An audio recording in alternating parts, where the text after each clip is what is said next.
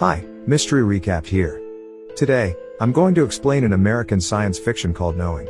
Spoilers ahead. Watch out and take care.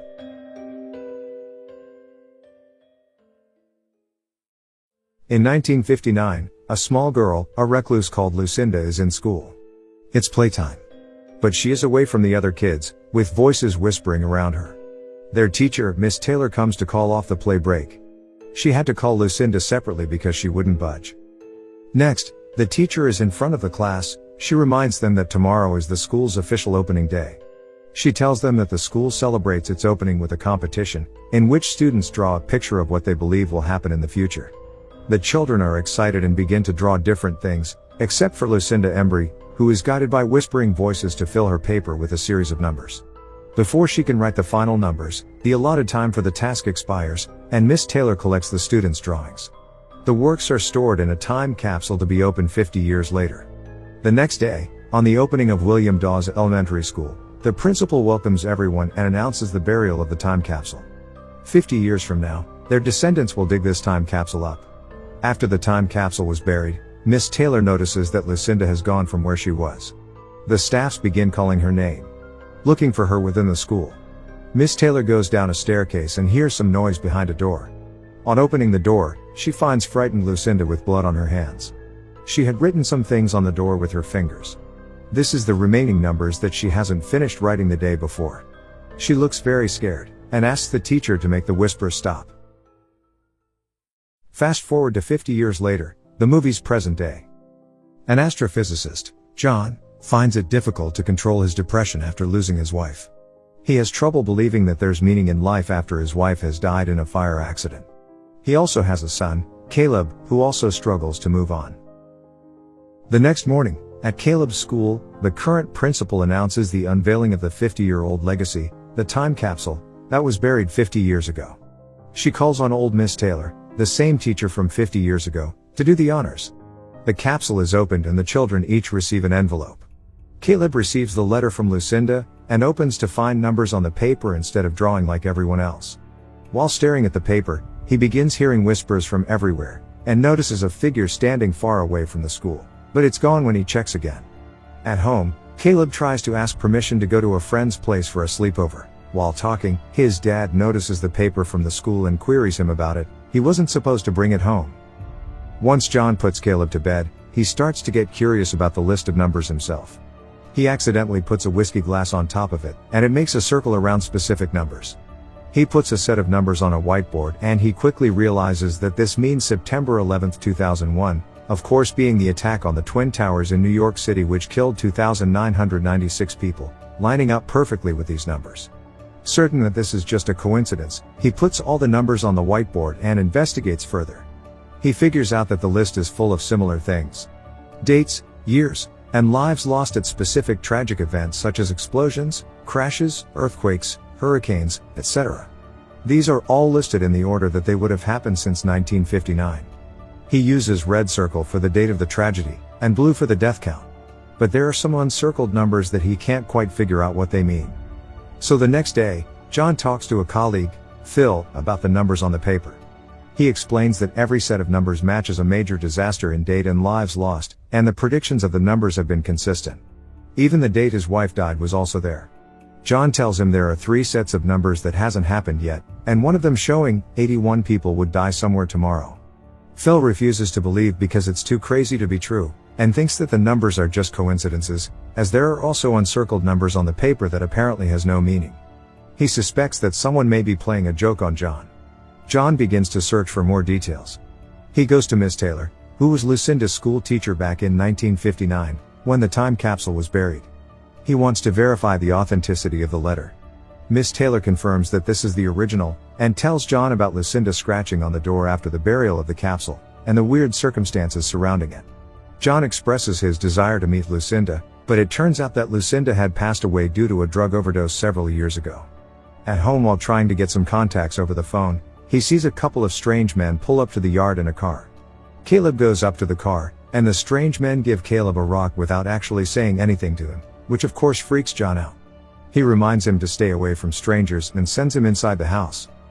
While searching through the net about Lucinda's death, his sister, Grace, startles him. Grace wants John to visit his family because he hasn't talked to his father for a very long time. But he refuses. John has a difficult relationship with his parents due to them being extremely religious, and John is an atheist. The next day, on his way to pick Caleb up from school, John is stuck in traffic. He tries to reroute but no alternative route. Looking at the coordinates on his GPS, he realizes that the uncircled numbers he couldn't figure out on the list earlier are in fact coordinates of all the locations where the tragedies will happen, and he is exactly at that location. He leaves his car to find out why the road is blocked. While talking to the police, the prediction happened: an airplane falls to the ground, several people burn and die while he tries to help. He goes back home while still having trouble believing what just happened. John goes online to search about the accident only to find the report stating that 81 people have died. At night, a strange man walks into Caleb's room. Caleb wakes up and the stranger shows him a revelation of everything being destroyed, while the animals are running for their lives. Caleb screams. His father runs into the room and carries him from the floor. John sees a strange man through the window while holding him up, and runs out looking for him, but he's gone. The next morning, John and his son trail a woman and her daughter to the museum. At the museum, he meets the woman and they introduce themselves. She's Diana, Lucinda's daughter. John later explains to her that he followed her to ask about her mother. Diana becomes upset at the mentioning of Lucinda. He explains that Lucinda's prediction had come true and only 2 remaining, and the last one will happen 3 days later, on October 19th, and 33 people will die. He needs her help. However, Diana leaves with her daughter Abby, saying she cannot help him. At home, there is news of a possible terrorist attacks. John searches the location of the next disaster using the GPS coordinates. He finds the location, a subway station, and tries to warn the police. John goes all the way to the subway station, and chases a guy he thinks is a terrorist into the train. The police follows them. They discover that the guy is just a petty CD thief. The train sets to move but they see a derailed train heading towards them, and there's chaos as everyone tries to escape. The train kills a lot of people, fitting the prediction once again. The next scene shows the survivors including John coming out of the debris, and the police and fire department trying to help. Returning home, he is surprised to see Diana and her daughter waiting for him. She proceeds to tell John that the last disaster left on the list is on October 19th, the same day Lucinda said she's supposed to die. Diana didn't want to talk with him about it in the first place because she hated the idea of knowing when one would die. Diana decides to bring John to Lucinda's former home, an old abandoned building where her mother used to hide from everyone around her. As they pull up, they realize that the last numbers on the list, which followed the date October 19th, weren't the numbers 33, but the backwards letters of EE, which they think are the initials of a name. At the house, John searches Lucinda's bedroom, where they found out that EE in the last prediction means everyone will die.